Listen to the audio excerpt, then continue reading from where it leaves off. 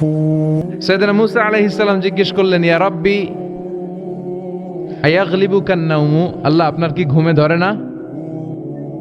আয়াগলিবুকান নাওমু, আপনার কি ঘুমে ধরে না? আপনার উপর কি ঘুম বিজয় লাভ করে না? আমি তো সারাদিন কাজ করার পরে আমার ঘুমে ধরে। আমি সারাদিন রাখালগিরির কাজ করি, ছাগল চড়াই। পৃথিবীর সব নবীরা ছাগল চড়াতেন। মা মিন নাবিয়্যিন ইল্লা রাআল গানাম, পৃথিবীতে এমন কোন নবী নাই যেই নবী মেষ চড়ায় নাই, বকরি চড়ায় নাই। সুবহানাল্লাহ পড়েন। সাহাবারা বললেন, ইয়া রাসূলুল্লাহ আপনিও মেষ চড়িয়েছেন? বিষ্ণু বললেন, হ্যাঁ আমিও মেষ চড়িয়েছি। আমি তো অল্প কিছু টাকার বিনিময়ে মক্কাতে ছাগলগুলো চড়ায় দিতাম। সুবহানাল্লাহ পড়েন।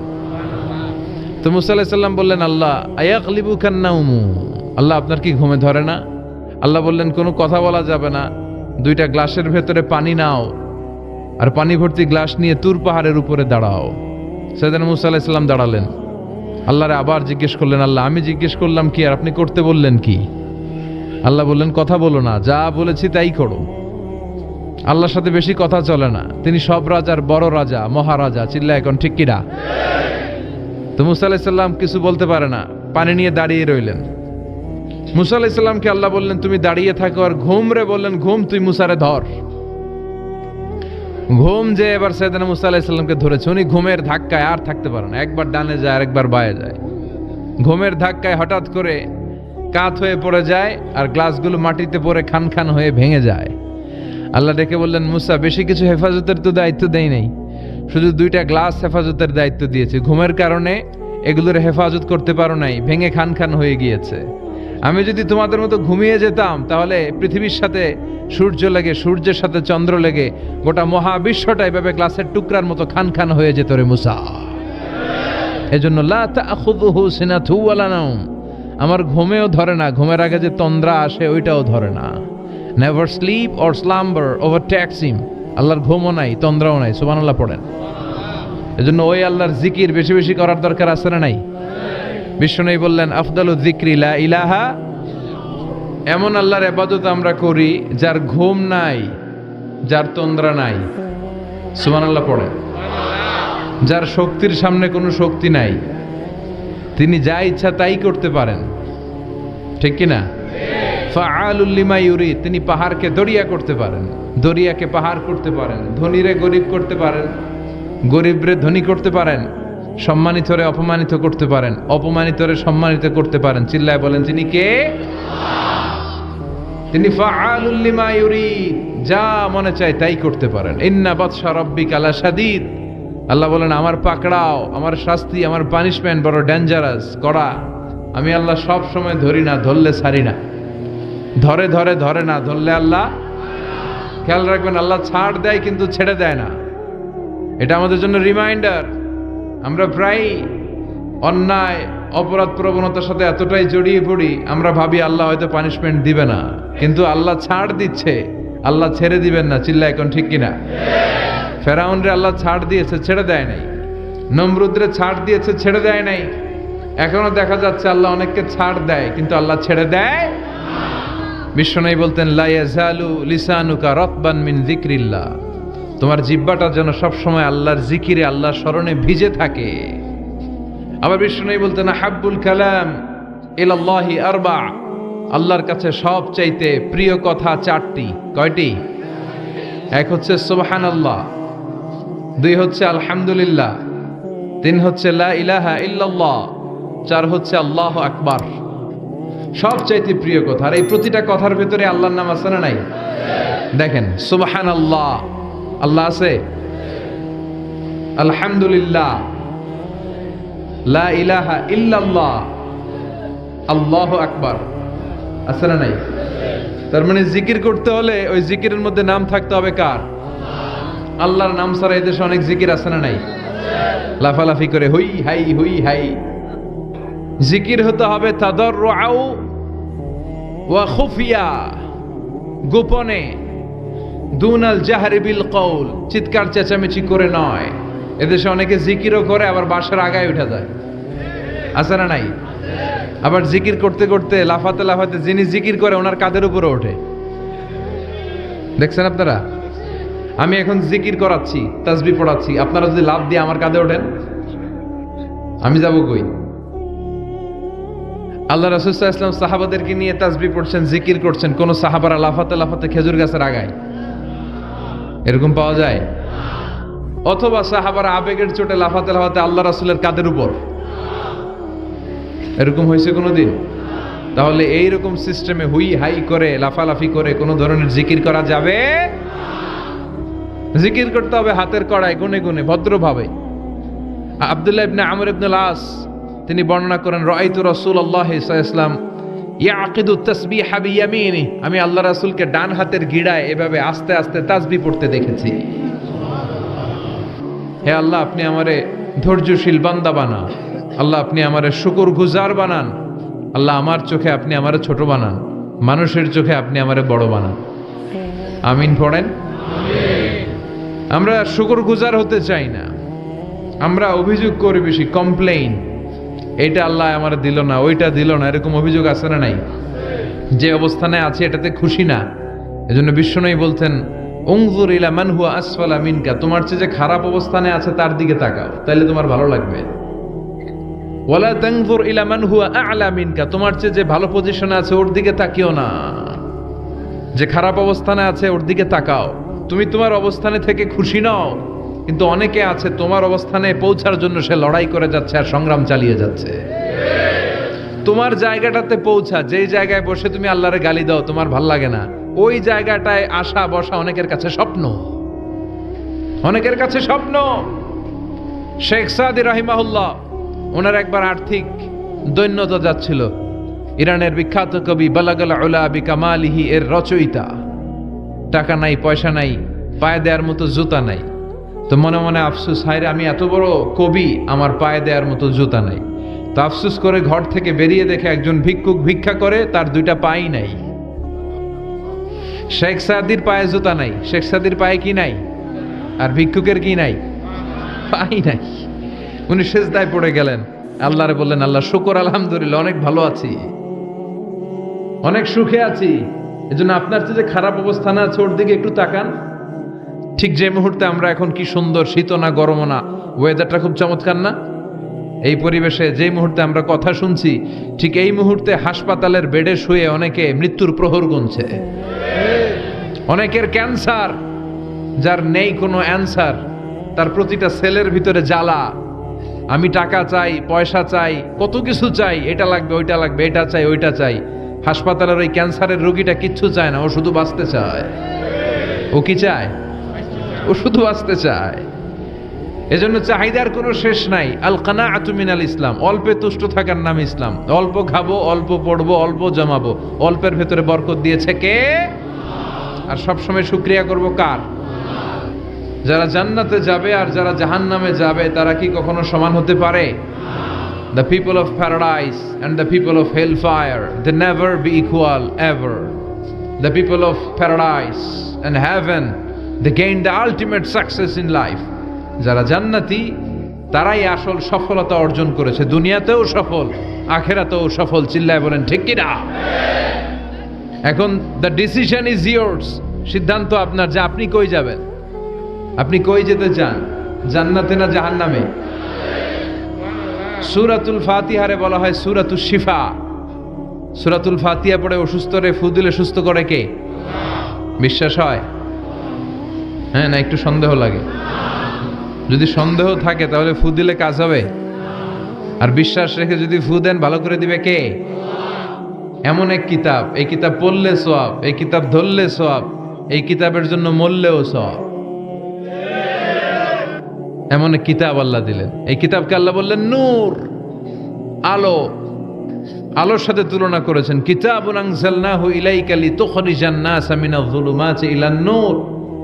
I've revealed this holy and sacred book unto you, O my beloved last messenger, in order to lead the mankind out of darkness into the light. অন্ধকার থেকে আলোর দিকে নেয়ার জন্য এই কিতাবকে পাঠিয়েছে কে? আমাদেরকে যে কোনো কাজে নামার আগে নিজেকে প্রস্তুত করে নিতে হবে। বুঝতে পেরেছেন? You have to take huge preparation for a successful mission. আপনি যদি কোনো মিশনে নামতে চান, আপনাকে you have to take preparation, you have to be prepared, নিজেকে প্রস্তুত করে নিতে হবে। আপনি যদি একটা মিশনে সফল হতে চান, আপনাকে প্রস্তুতি নিতে হবে। প্রিপারেশন যদি খারাপ, ফলাফল পরীক্ষার আগে যদি প্রিপারেশন ভালো হয়, গোল্ডেন এ প্লাসের সম্ভাবনা আছে না নাই? ইলেকশনের আগে যদি ভালো প্রস্তুতি নেয়, জয়লাভ করার সম্ভাবনা আছে না নাই? সব কাজে প্রিপারেশন লাগে। এই যে আমরা প্রতিদিন সালাত পড়ি, নামাজ আদায় করি, প্রস্তুতি লাগে না? কি প্রস্তুতি লাগে? অজু করা লাগে, ঠিক কিনা? ইয়া আইয়ুহাল্লাযীনা আমানু ইযা কুমতুম ইলাস সালাতি ফাগসিলু ওয়ুজুহাকুম ওয়া আইদিয়াকুম ইলাল মারাফিক ওয়ামসাহু বিরুউসিকুম ওয়া আরজুলাকুম ইলাল কা'বাইন। সুবহানাল্লাহ পড়েন। আল্লাহ ডেকে বললেন, গোলাম যখন নামাজে যাবা, নামাজের প্রস্তুতি নাও। কথাটা কার? আগে চেহারা ধৌত করো, হাত দুইটা কনুই পর্যন্ত ধৌত করো, তারপরে মাথা মাসে করো, তারপর পা ধৌত করো, তারপরে সালাত কায়েম করতে যাও। তার মানে সালাত একামাতুস সালাহ, সালাত প্রতিষ্ঠার আগে আপনাকে প্রস্তুতি নিতে হবে। নামাজে যাওয়ার আগে অজু করা লাগবে, ঠিক কিনা?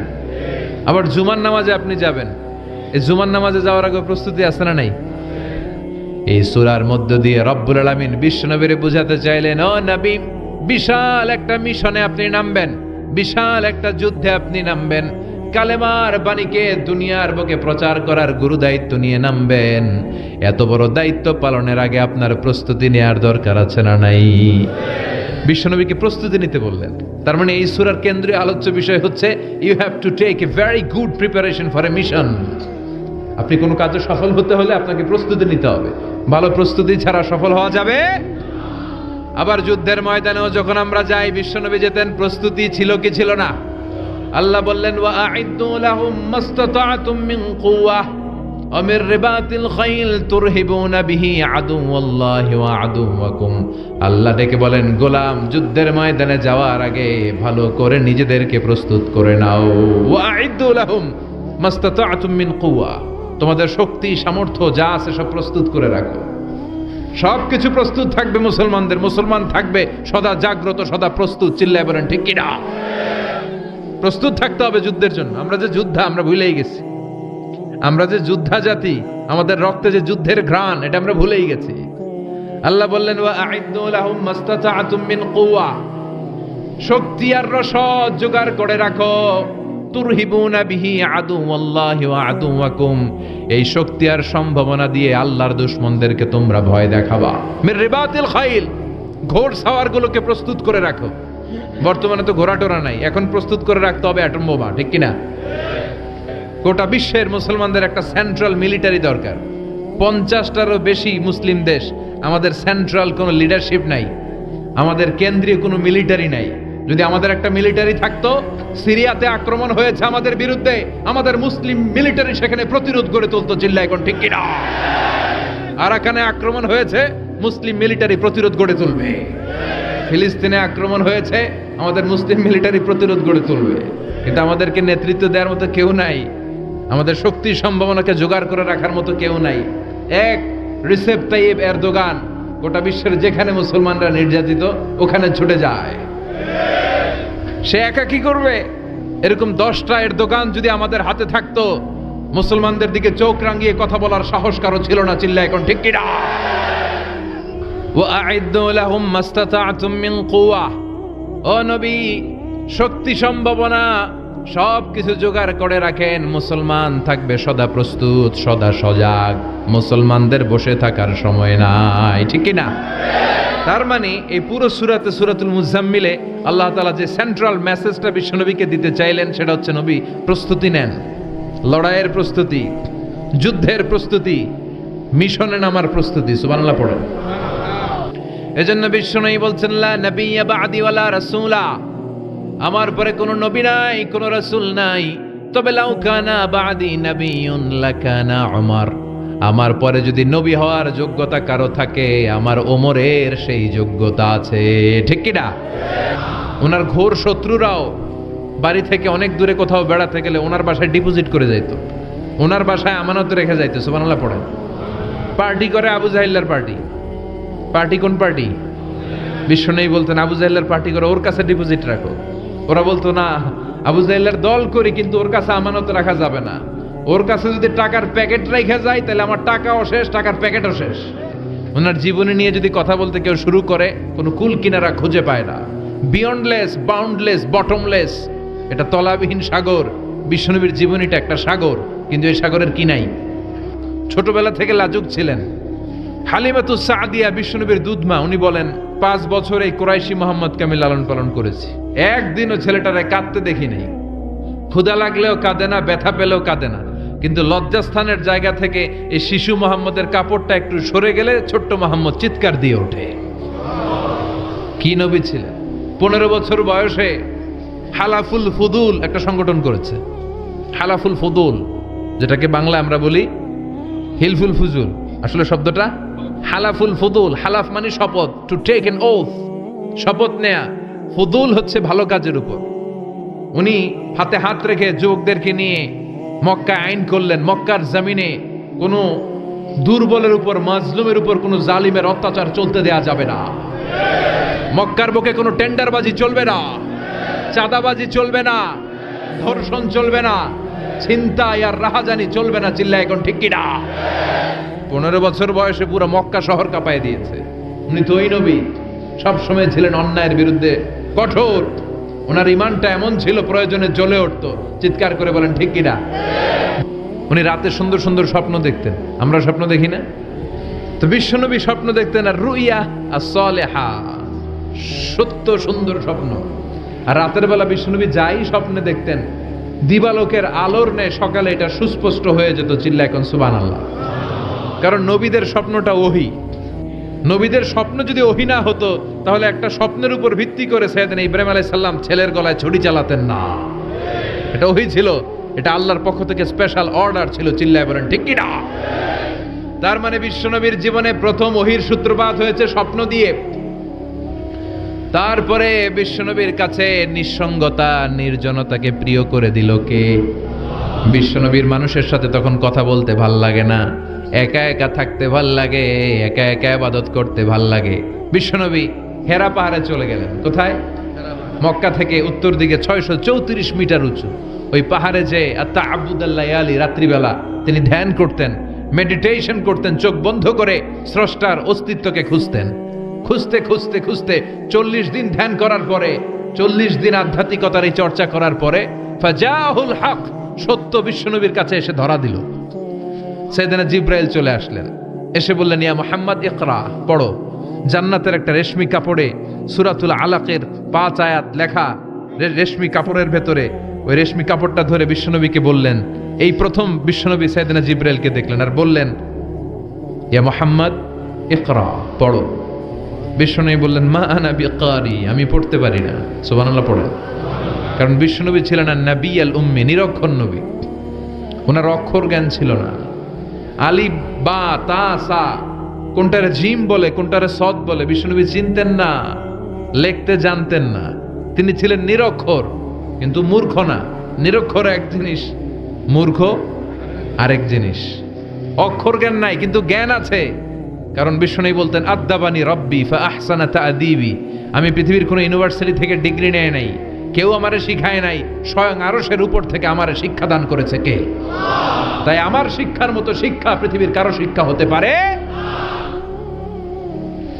সাইয়েদনা জিবরাইল বললেন ইয়া মুহাম্মদ ইকরা, পড়ো। বিশ্বনবী ফেল রইলেন, অক্ষর চিনে না, পড়বে কেমনে? বিশ্বনবী বলেন মা আনা বিকারি, আমি জানি না কেমন করে পড়তে হয়। ফাআখাযানি ফাগাত্তানি হাত্তা বালাগা মিন্নি আল জাহাদ। বিশ্বনবী পড়তে জানেন না। যখন বললাম আমি পড়তে পারি না, সাইয়েদনা জিবরাইল বিশ্বনবীকে জড়িয়ে ধরলেন, বুকের মধ্যে জড়িয়ে ধরে যত জোর ছিল বিশ্বনবীকে একটা চাপ দিলেন। বিশ্বনবী বললেন চাপের চোটে আমি আমার বুকের ভেতরে ব্যথা পেলাম। ফারসালানি, আমাকে ছেড়ে দিল। ছেড়ে দিয়ে আবার কে পড়েন ইকরা, read in the name of your lord. বিশ্বনবীর আগের কথা, আমি পড়তে জানি, মা আনা বিকারি। সাইয়েদনা জিবরাইল আবার জড়িয়ে ধরলেন, আবার চাপ দিলেন। বিশ্বনবী বললেন ব্যথা পেলাম। আবার জিবরিল বিশ্বনবীরে বললেন পড়েন। বিশ্বনবী আগের কথাই বলে আমি পড়তে পারি না, আবার চাপ দিলেন। 3 বার চাপ দেওয়ার পরে সাইয়েদনা জিবরাইল বললেন নবী এবার আপনি পড়েন। বিশ্বনবী এবার পড়তে আরম্ভ করলেন, ইকরা বিসমি রাব্বিকাল্লাযী খালাক খালাকাল ইনসানা মিন আলাক ইকরা ওয়া রাব্বুকাল আকরাম আল্লাযী আল্লামা বিল কলম আল্লামাল ইনসানা মা লাম ইয়ালাম। পড়েন আল্লাহু আকবার। তিনবার চাপ দেওয়ার পরে বিশ্বনবী পড়তে আরম্ভ করলেন। সাইয়েদনা জিবরাইল এই 5টা আয়াত দিয়ে উধাও হয়ে গেল। এবার হেরা গুহার ভেতরে কেউ নাই, সাইয়েদনা জিবরাইল নাই, 5টা আয়াত দিয়ে চলে গেলেন। বিশ্বনবী 5টা আয়াত নিয়ে কাঁপতে কাঁপতে হেরা পর্বত থেকে নেমে এলেন। সুবহানাল্লাহ পড়ে। এই ওহির ভাড়ে চাপে বিশ্বনবী কাঁপতে শুরু করলেন। এই প্রথম বিশ্বনবীর কাছে ওহির রিফ্লেকশন, ওহির ছোঁয়া, ওহির ঝলকানি, ওহির নূরানি তাজাল্লি বিশ্বনবীর হৃদয়ের মধ্যে লাগিয়ে দিল কে? এই 5টা আয়াত নিয়ে বিশ্বনবী হাত্তা ইয়ারজুফু ফুআদু, বিশ্বনবীর হৃদয় কাঁপছিল। বিশ্বনবীর ওহির প্রেসারে গায়ের মধ্যে জ্বর চলে এলো, খিচুনি চলে এলো। বিশ্বনবী কাঁপছেন প্রচন্ড জ্বরে। কাঁপতে কাঁপতে আম্মাজান খাদিজাতুল কুবরা তাহেরার কাছে এসে বলে, ও খাদিজা, আমি বাঁচবো না, আমার বড্ড ভয় লাগে। খাদিজাতুল কুবরা বললেন, নবী কি হয়েছে আপনার, কি হয়েছে? বিশ্বনবী বললেন, এমন এমন ঘটনা। বিশাল এক লোক এসে আমার কাছে পড়ো, আমি পড়তে জানি না, 3বার চাপ দিল, এরপর দেখি ঠিকই পড়তে পারি। সুবহানাল্লাহ পড়ে। বিশ্বনবী পুরো ঘটনাটা সাইয়েদাতুনা খাদিজাতুল কুবরা তাহেরাকে শোনালেন। এরপরে মা খাদিজারে বললেন, খাদিজা, আমার বড্ড ভয় হয়, মনে হয় আমি মরে যাব, আমার প্রচন্ড জ্বর এসেছে, কাঁপুনি ছুটেছে, তুমি আমারে কম্বল দাও। কি দাও? আমারে কম্বল দাও, আমার জ্বর এসেছে, কাঁপুনি বেড়ে যাচ্ছে, চাদর দাও, কাপড় দাও, কম্বল দাও। মা খাদিজা কম্বল জোগাড় করতে গেলেন। কম্বল আর চাদর এনে বিশ্বনবীর গায়ের মধ্যে মা খাদিজা কম্বলটা পেঁচিয়ে দিলেন। বিশ্বনবী কম্বলটা পেঁচিয়ে বিছানার মধ্যে শুয়ে গেলেন। ঠিক এই মুহূর্তে সূরাতুল মুজাম্মিল নাজিল করে দিল কে? বিশ্বনবী কম্বল গায়ে দিয়ে শুয়ে আছে, আল্লাহ বিশ্বনবীরে ডাক দিলেন, ইয়া আইয়ুহাল মুজাম্মিলু কুমিল লাইলা ইল্লা কালিলা। সুবহানাল্লাহ। আল্লাহ কি সোহাগ ভরা আদর মাখা ডাক দিলেন, ইয়া আইয়ুহাল মুজাম্মিল। এর মানে হলো, হে কম্বলওয়ালা। কিওয়ালা? হে কম্বলওয়ালা নবী, মানে হে কমলিওয়ালা নবী। বিশ্বনবীর আল্লাহ ডাক দিলেন, ও কমলিওয়ালা নবী, ও কম্বলওয়ালা নবী, দাঁড়ান। বিশ্বনবী কাঁপছিলেন জ্বরের চোটে, খিচুনির চোটে, কম্বল গায়ে দিয়ে শুয়ে রইলেন। আল্লাহ নাজিল করলেন, ইয়া আইয়ুহাল মুজাম্মিল, ও কম্বলওয়ালা, ও চাদরওয়ালা, কুম, স্ট্যান্ড আপ, স্ট্যান্ড আপ। যে দায়িত্ব দিছি এখন শোয়া যাবে না, দাঁড়ান। ওই যে বিশ্বনবী দাঁড়ালেন, আর বসার সুযোগটা পায় নাই। মরার আগ পর্যন্ত আর বসার সুযোগ পায় নাই, শ্বাস নেওয়ার সুযোগ পায় নাই, পিছনের দিকে তাকানোর সুযোগ পায় নাই। চিল্লায় বলেন ঠিক কিনা? অনেক শয়তানি হাত ছানি এসেছে, দফায় দফায় নবীর সাথে বৈঠক হয়েছে। বিশ্বনবীকে মক্কার কাফিরেরা 3 দফা দিল। বলল, আব্দুল্লাহর বেটা মুহাম্মদ, নারী চাও, নারী দেব, সম্পদ চাও, সম্পদ দেব, রাষ্ট্র ক্ষমতা চাও, রাষ্ট্র ক্ষমতা দেব, শুধু কালিমার দাওয়াতটা বন্ধ করে দাও। নাউজুবিল্লাহ পড়বেন না? বিশ্বনবী বললেন, তোমাদের 3 দফা। বিশ্বনবী বললেন, আমার মাত্র 1 দফা। কয় দফা? বিশ্বনবী বললেন, সম্পদ না, নারী না, মক্কার ক্ষমতা নয়, লা ওয়াদাউ শামসা ফি ইয়ামিনি, আকাশের দ্বিপ্রহরের জল জলে সূর্যটা যদি ডান হাতে দাও, ওয়াল কামারা ফি ইয়াসারি, চাঁদটাকে যদি বাঁ হাতে দাও, যেই কালিমার দাওয়াত দিতে ময়দানে আমি নেমেছি, গোটা বিশ্বের কেউ এই দাওয়াত থেকে আমাকে পিছু সরাতে পারবে না, কেউ পিছনে নিতে পারবে না। সম্পদ, নারী আর ক্ষমতার লোভ তো খুব তুচ্ছ বিষয়। ওই সূর্যটা যদি ডান হাতে দাও, চাঁদটা যদি বাঁ হাতে দাও, এই কালিমার দাওয়াত থেকে আমি পিছু হটবো না। চিল্লায় বলেন ঠিক কিনা? বিশ্বনবীর আল্লাহ প্রস্তুতি নিতে বললেন। বললেন, ইয়া আইয়ুহাল মুজাম্মিল, ও কম্বলওয়ালা নবী। শীতের চোটে খিচুনি, কম্বল গায়ে দিয়ে শুইছে, তখন আল্লাহ এটা নাজিল করলেন। বিশ্বনবীর যখন এই পরিস্থিতি, তখন আল্লাহ বিশ্বনবীর আবার গাইডলাইন দিলেন, ইয়া আইয়ুহাল মুজাম্মিল, হে কম্বলওয়ালা নবী, কুমিল লাইলা ইল্লা কালিলা, দাঁড়ান, রাত্রিবেলা দাঁড়িয়ে তাহাজ্জুদ গুজার হন। সুবহানাল্লাহ পড়ে। এই সূরার ভেতরে রব্বুল আলামিন বিশ্বনবীকে প্রস্তুত করে তোলবার জন্য, বিশ্বনবীকে নবুয়তের দায়িত্ব পালন করানোর জন্য, মিশনে নামানোর জন্য বিশ্বনবীকে সর্বমোট 60টা বিষয়ে প্রশিক্ষণ নিতে বলেছেন। জোরে কোন কয়টা? কারণ সামনে অনেক গুরু দায়িত্ব। 1 নাম্বার প্রশিক্ষণ হচ্ছে ইয়া আইয়ুহাল মুজাম্মিল, হে কম্বলওয়ালা নবী, কুমিল লাইলা ইল্লা কলিলা, দাঁড়ান, দাঁড়িয়ে রাত্রে তাহাজ্জুদের নামাজ পড়েন। রব্বুল আলামিন বললেন ইয়া আইয়ুহাল মুজাম্মিল কুমিল লাইলা ইল্লা কলিলা, ও নবী রাত্রি বেলায় দাঁড়ান, পুরো রাত ব্যাপী তাহাজ্জুদ পড়েন। নিসফাহু, রাতের অর্ধেক সময় তাহাজ্জুদ পড়েন। আও ইনকুস মিনহু কালিলা, অথবা তার চেয়েও কিছু কম পড়েন। আও জিদা আলাইহি, অথবা তার চাইতেও বেশি পড়েন। ও নবী রাত্রিবেলা দাঁড়িয়ে তাহাজ্জুদের সালাত পড়েন। এই তাহাজ্জুদের সালাত আদায় করলে সম্মান বাড়িয়ে দেয় কে? ঘুমের আরবিতে কিছু নাম আছে। ঘুমের একটা নাম হচ্ছে আন-নুআস। নুআস মানে ড্রোজিনেস। বাসে বসে আছেন, বাসও ঝুলে আপনিও ঝুলতেছেন, এরকম হয় না? ঝিমুনি, এটার বলে নুআস। আরেকটা হচ্ছে সামান্য হালকা লাইট স্লিপ, সামান্য ঘুম, এটার বলে পাওয়ার ন্যাপ। হালকা হালকা ঘুম, ঘুমও আসছে, আবার কে যেন কথা বলে ওইটাও শোনা যায়, এরকম ঘুম আসছে না নাই? এটার বলে সিনা। আরবিতে এটার কি কয়? সিনা। আরেকটা হচ্ছে ভালো ঘুম, এটার বলে নাউম। এটার কি বলে?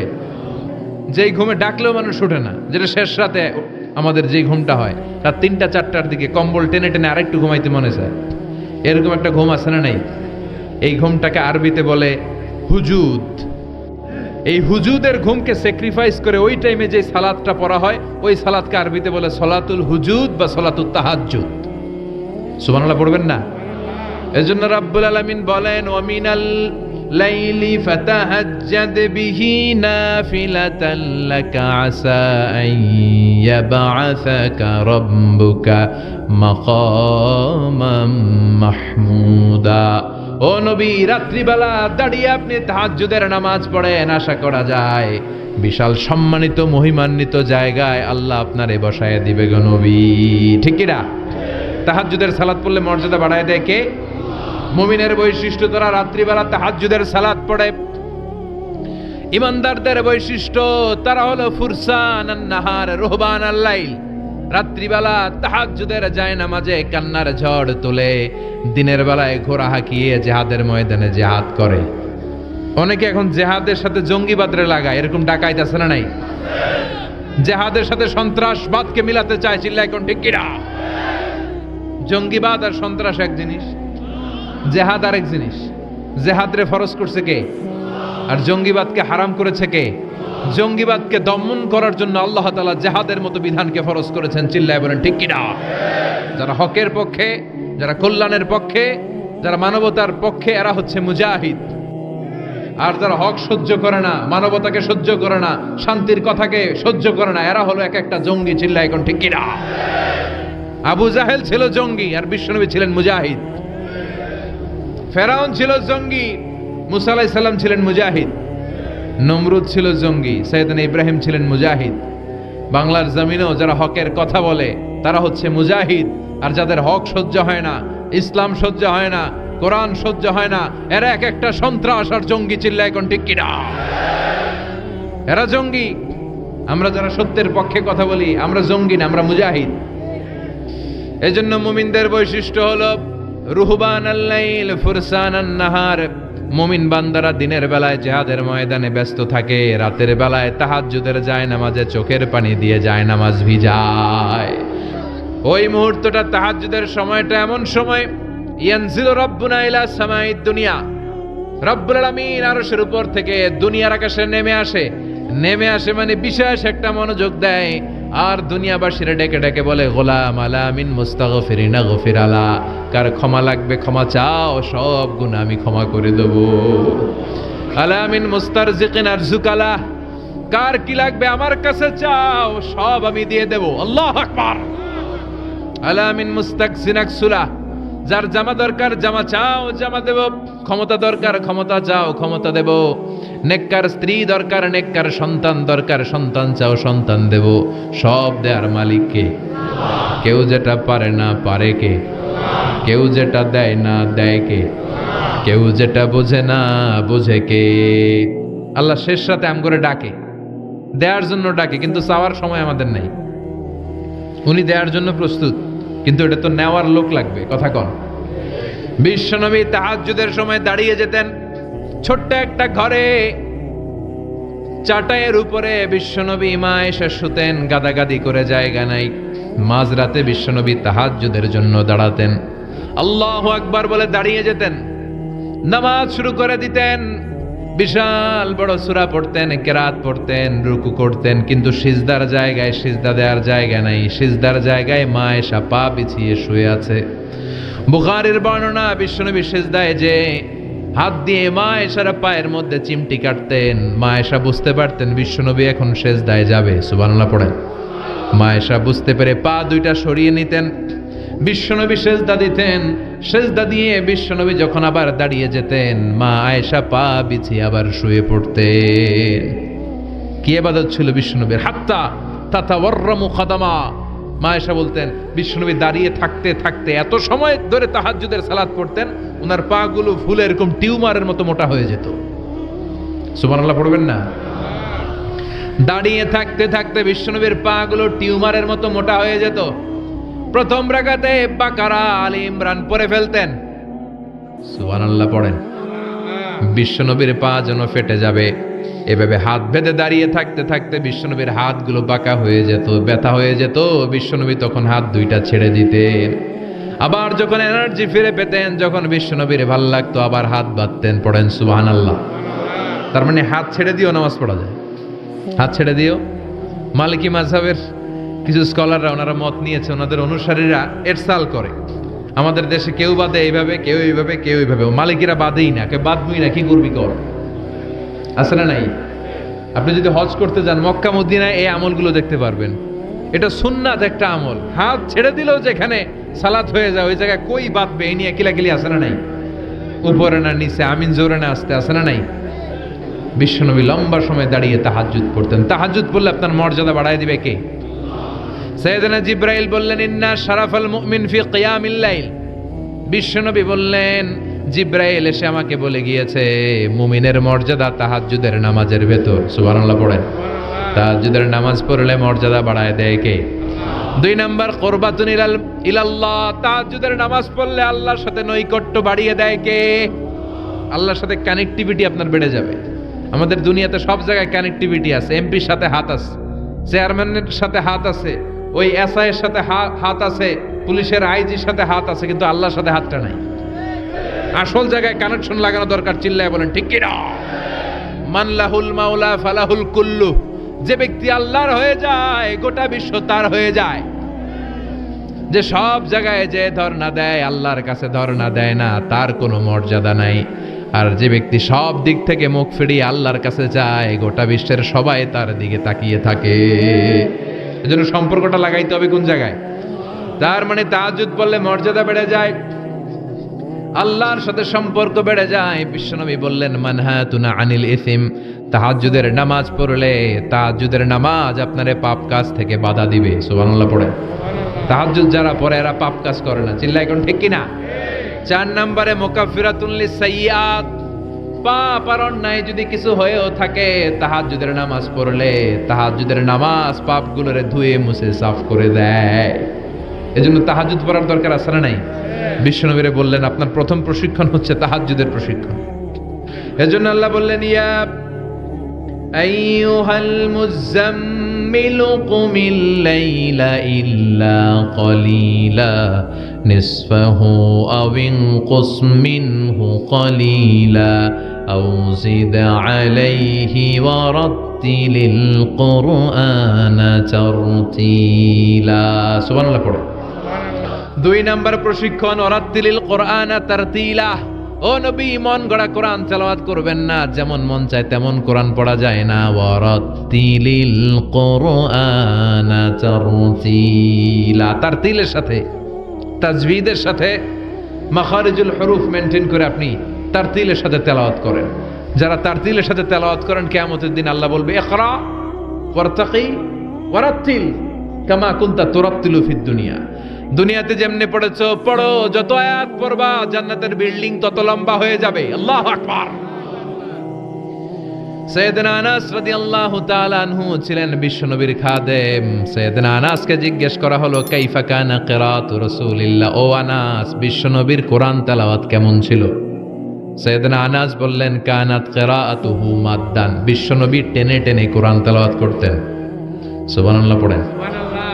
আবার বিশ্বনবীর স্ত্রী আমাদের আম্মা জান উম্মে সালামাকে জিজ্ঞেস করা হলো, কাইফা কানা কিরাআতু রাসূলিল্লাহ, ও আম্মা জান বিশ্বনবীর কোরআনের তেলাওয়াত কেমন ছিল?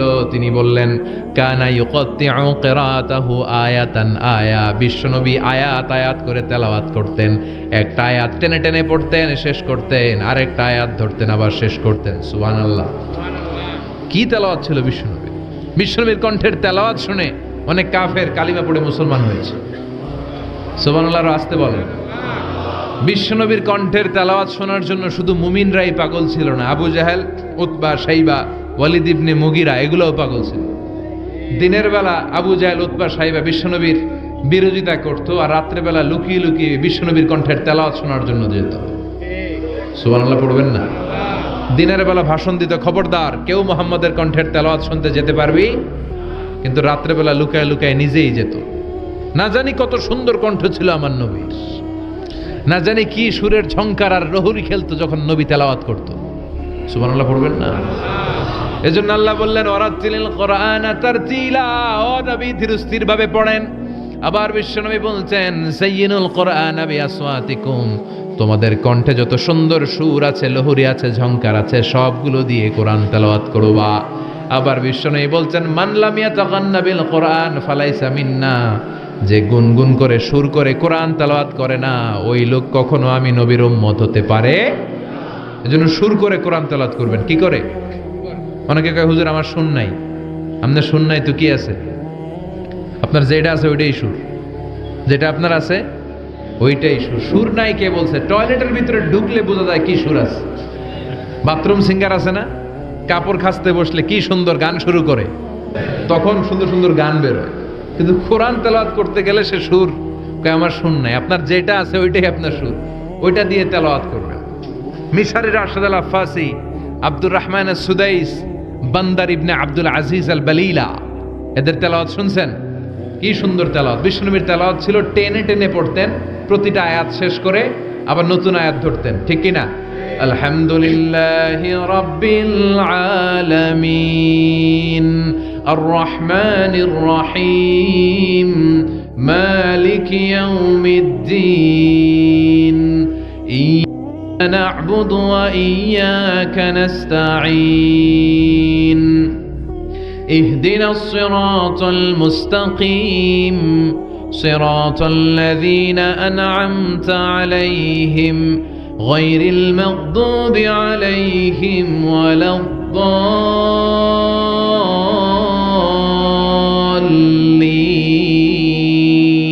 পড়ে না আমিন? থেমে থেমে এক আয়াত শেষ, আরেক আয়াত, ওই আয়াত শেষ, তারপর আরেক আয়াত। বিশ্বনবী বলে, রুব্বা কারিলিল কোরআন ওয়াল কোরআনু ইয়ালআনুহু, কোরআনের অনেক কারি আছে যে কারীদেরকে কোরআন রহমত না দিয়ে লানত দেয়। এরকম আছে না নাই? বিশ্বনবী প্রতি আয়াতের পরে থামতেন, কি সুন্দর টেনে টেনে পড়তেন। আর আমাদের তারাবির নামাজে কি অবস্থা? জাপানের বুলেট ট্রেনও ফেল হাফেজ সাহেবের কাছে। আছে না নাই? হাফেজ সাহেবরা খবরদার, এভাবে কোরআন পড়বেন না। এভাবে কোরআন তেলাওয়াত করলে রহমত না পেয়ে আপনার কপালে লানত জুটবে। চিল্লায় বলেন ঠিক কি না? এজন্য 2 নাম্বার প্রশিক্ষণ রব্বুল আলামিন বিশ্বনবীকে দিলেন, আর বললেন, ওয়ারাতিলিল কোরআনা তারতিলা, ও নবী রাত্রিবেলায় তাহাজ্জুদের নামাজে ধীরস্থির ভাবে কোরআন তেলাওয়াত করেন। এরপর আল্লাহ বললেন, ইন্না সানুলকি আলাইকা কওলান সাকিলা, ও নবী অচিরেই ভারী একটা কথা, ভারী একটা বাণী, অনেক ওজনওয়ালা কোরআন আমি আপনার উপরে নাজিল করে দেব। সুবহানাল্লাহ পড়ে। কওলান সাকিলা, it's a very heavy and weightful word.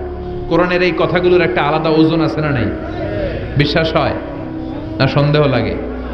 বিশ্বনবীর কাছে যখন কোরআনের আয়াত নাজিল হতো, মা আয়েশা বর্ণনা করেন, প্রচন্ড শীতের রাতে বিশ্বনবী ঘেমে ঘেমে একাকার হয়ে যেতেন। মাঘ মাসের শীত, মা এসে বলে আমরা কম্বল গায়ে দিয়ে শুই, কিন্তু বিশ্বনবীর কাছে যখন কোরআন নাজিল হয় বিশ্বনবী ঘেমে ঘেমে একাকার হয়ে যেতেন। সুবহানাল্লাহ পড়ে। বিশ্বনবী যখন ওটের উপর বসা অবস্থায় কোরআনের আয়াত নাজিল হতো, ওটের বুকটা জমিনে লেগে যেত। বিশ্বনবী ঘোড়ার উপরে বসা অবস্থা যখন কোরআনের আয়াত নাজিল হতো, ঘোড়ার পাগুলো জমিনের ভিতরে গেড়ে যেত। বিশ্বনবী মাঝে মাঝে অনেক সাহাবাদের রানের মধ্যে মাথা রেখে শুয়ে পড়তেন।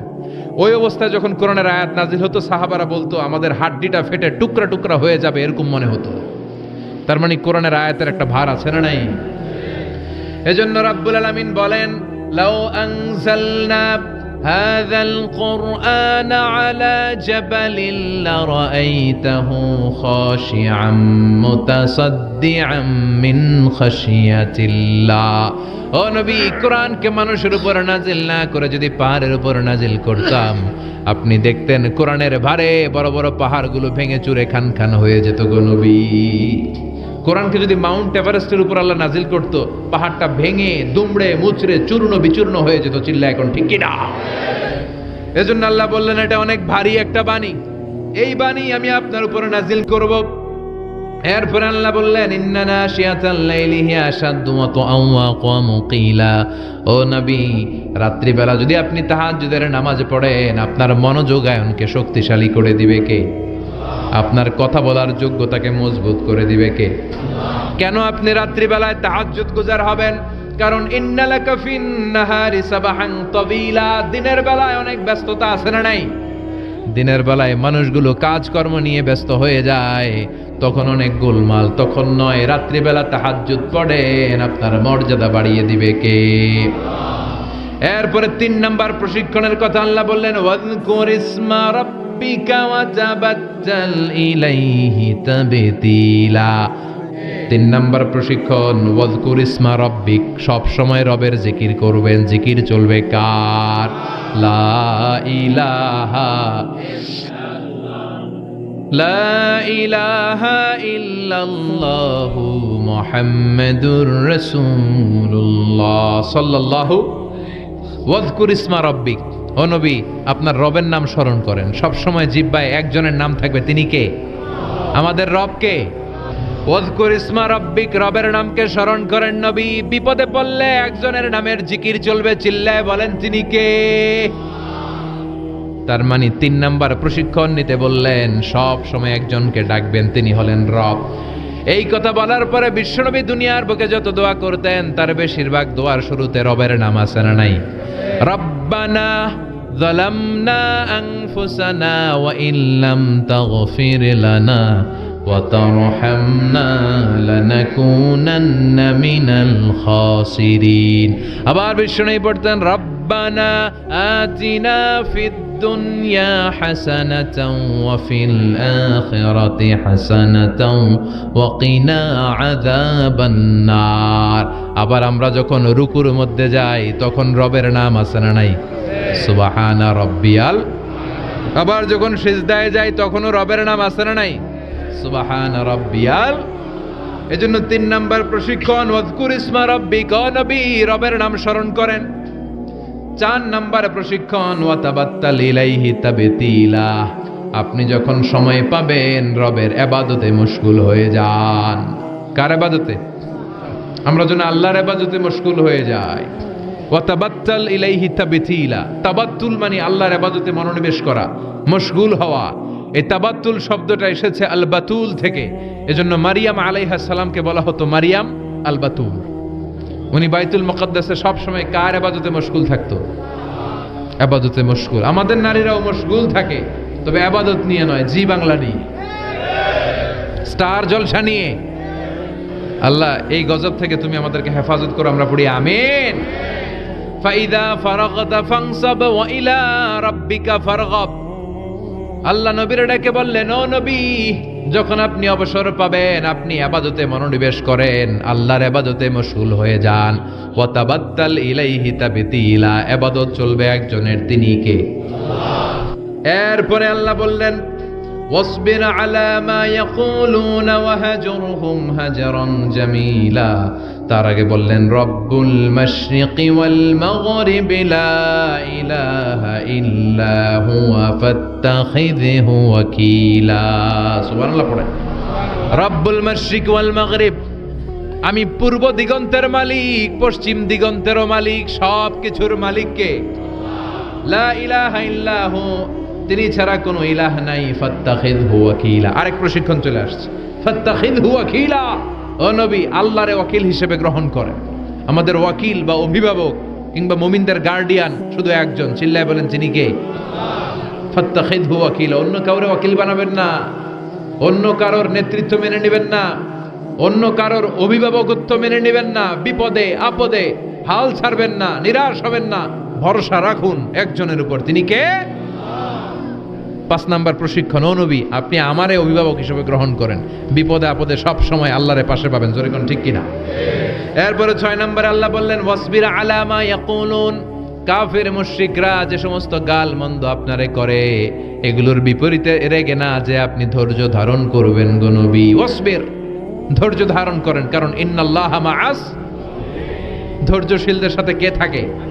চিল্লায় বলেন কে? ও নবী ওরা আপনারে অনেক কিছু বলবে, আপনি রেগে যাবেন না। বিশ্বনবীর কাফিররা কি বলতো জানেন? বলতো আপনি একজন কবি। বিশ্বনবী নাকি কবি? নাউজুবিল্লাহ কইবেন না। আল্লাহ বলেন ওমা আল্লামনাহু শি'রা ওয়ামা ইয়ানবাগি লাহু, আমি নবীরে কবিতা শিখাই নাই, কবিতা তার জন্য শোভনীয় নয়। সুবহানাল্লাহ পড়েন। আবার বিশ্বনবীরে তারা বলতে লাগলো গণক, কাহিন। আল্লাহ বলে ওয়ালা বিকাউলি কাহিন, এটা গণকের কথাও নয়, এটা আল্লাহর কথা, ঠিক কিনা? এরপরে বিশ্বনবীর ওরা বলতে লাগলো মাজনুন, মানে পাগল। আল্লাহ বলে ওয়ামা সাহিবুকুম বিমাজনুন, তোমাদের সাথী আমার হাবিব কিন্তু পাগল নয়। সুবহানাল্লাহ। এরপর ওরা বিশ্বনবীর গালে দিতে লাগলো সাহির বলে। সাহির মানে জাদুকর, সাহির মানে, আল্লাহ বলে না আমার নবী জাদুকর না। এরপরে ওরা বিশ্বনবীর বলতে লাগলো আবতার, মানে নির্বংশ, লেস কাটা। আল্লাহ বলে না ইন্না শানিয়াকা হুয়াল আবতার, যারা বিশ্বনবীর লেস কাটা আর নির্বংশ বলে ওরাই লেস কাটা, নির্বংশ আর জাহান্নামের নরকীট আর পিতৃ পরিচয়হীন জারদ সন্তান। চিল্লা এখন ঠিক কিনা? বিশ্বনবীর বিরুদ্ধে যারা কথা বলে এগুলো জাহান্নামের নরকীট। ওরা বলে মুহাম্মদ তোমার কোনো ছেলে বেঁচে নাই, তোমার 4 মেয়ে, তুমি ইন্তেকালের সাথে সাথে তোমার বংশ নির্বংশ হয়ে যাবে, তুমি লেস কাটা। আল্লাহ বলে না রাফা'না আলাকা যিকরাক, নবী আপনার সম্মানকে আমি আকাশ চুম্বি করেছি, আমার নাম যেখানে আপনার নামও আমি রেখেছি সেখানে, ঠিক কিনা?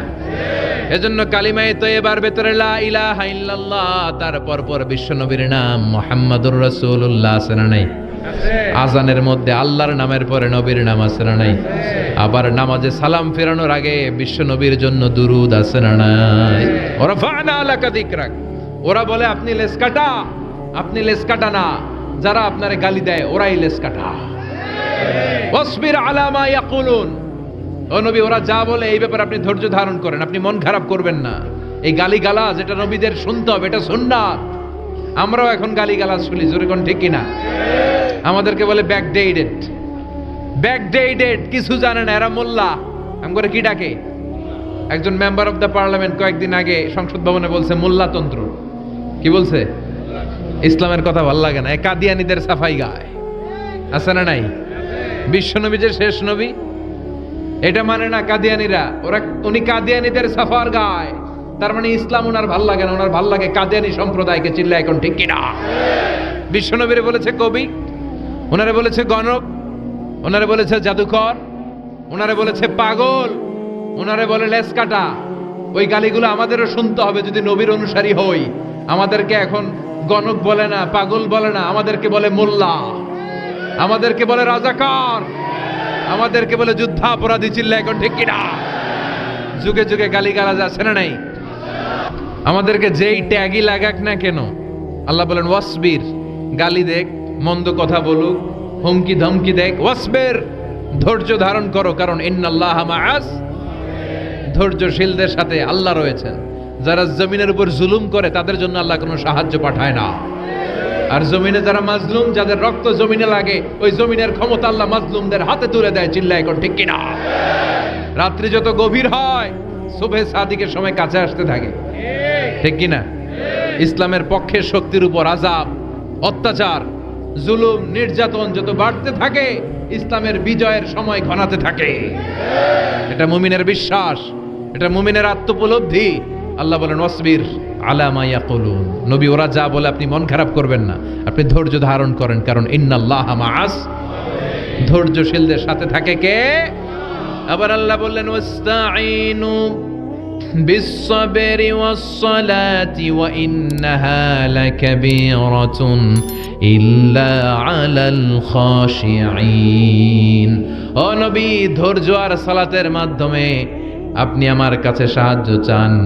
ফাসবির কামা সাবারা উলুল আজমি মিনার রুসুল। ও নবী, আপনার আগে সাইয়েদনা ইব্রাহিম, সাইয়েদনা নূহ, সাইয়েদনা মূসা, ঈসা যেইভাবে ধৈর্য ধারণ করেছে, আপনাকেও ধৈর্য ধারণ করতে হবে, ঠিক কি না? এজন্য বিচলিত হওয়া যাবে? ভয় লাগে আপনাদের? হাল ছাড়া যাবে? ইসলামের পক্ষে থাকার দরকার আছে না নাই? ধৈর্য ধারণ করলে সাহায্য আর গায়েবী মদত পাঠাবে কে? ওয়াসবির আলা মা ইয়াকুলুন, নবী ওরা যা বলে এ ব্যাপারে ধৈর্য ধারণ করেন। এরপর আল্লাহ বললেন ওয়াহজুরুহুম হাজরান জামিলা, ওদেরকে আপনি পরিত্যাগ করেন, এড়িয়ে চলেন।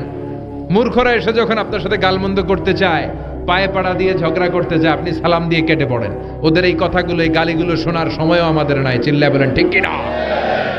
তার মানে সর্বশেষ 6 নম্বরে আল্লাহ তাআলা বিশ্বনবীকে ধৈর্যের প্রশিক্ষণ নিতে বললেন।